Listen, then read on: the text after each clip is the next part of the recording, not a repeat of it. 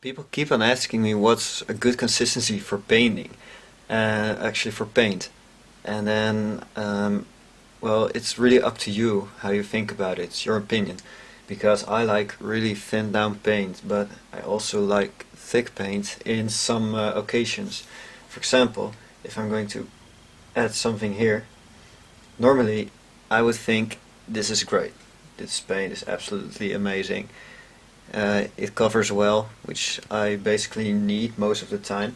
But if I need to blend or something or feather, then it's better to add some water to it. And here on the edges you can see how the paint pulls back when I paint a line. Even if I add more water you can see it more clear.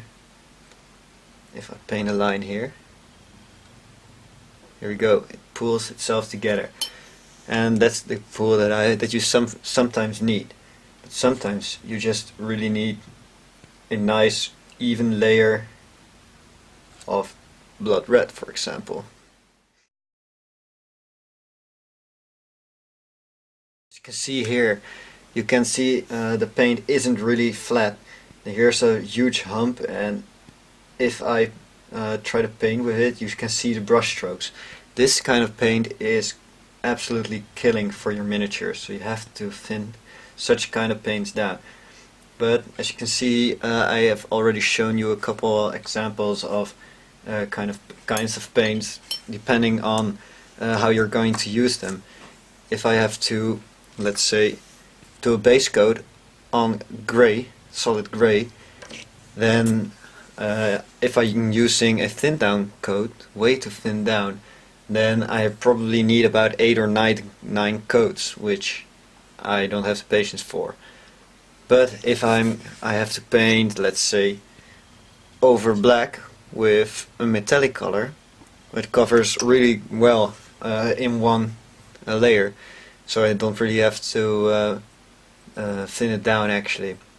It will also still show as long as you keep your paint wet enough to not see the humps and the gloggy parts and stuff. Remember, the more you thin down your paints, the more coats you're going to need to get an even cover on a miniature. And if you really don't want your paint to dry up, you can try out the retarder. It's just for, I bought it at a artistic store, but it's basically just a flow improver from Reaper, but a little bit cheaper. You get a little bit more. Show you the difference between good paint and really bad paint. For example, I'm going to paint the bolt gun on this marine with mithril silver, straight out of the pot, not thinned down, and well, it really hurts doing this. I really hate this. Here you see it covers well, but you can already see some clogged up paint right here, and I have to go over parts 5 or 6 times before it really covers better, and well, I really don't want to do this. It's also really bad for your brush. Here, after some good brushing, this is all I got. Still see some black showing through. Now I'm going to paint the Necron gun with thin down mithril silver. Let's see how that looks. Here we got it. Just some brush strokes here and there. As you can see, it goes right and smooth into the deeper parts. But it's too thin, in my opinion. When it is dried up, you can also see some black spaces in between, and the mithril silver isn't two miniatures next to each other with dried up paint.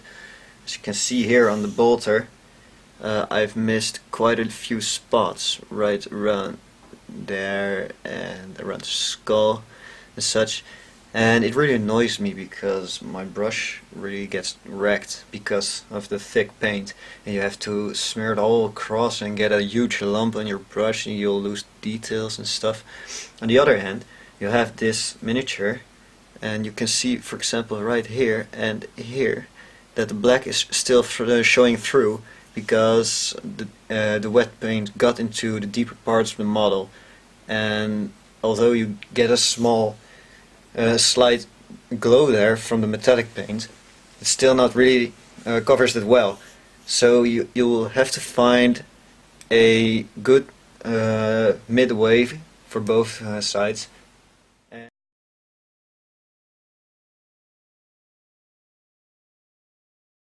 seriously, don't use paint straight out of the bottle.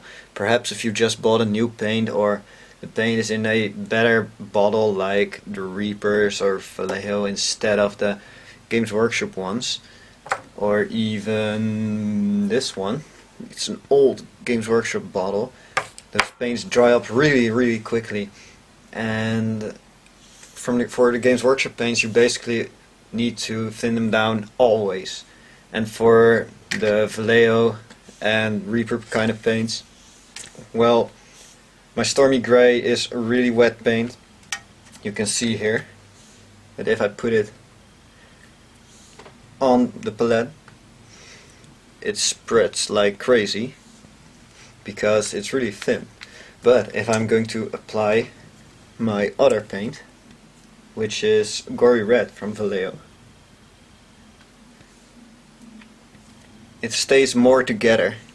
You can see that the gray really spreads out better, more, while the red stays a little lump and you have to smear it across.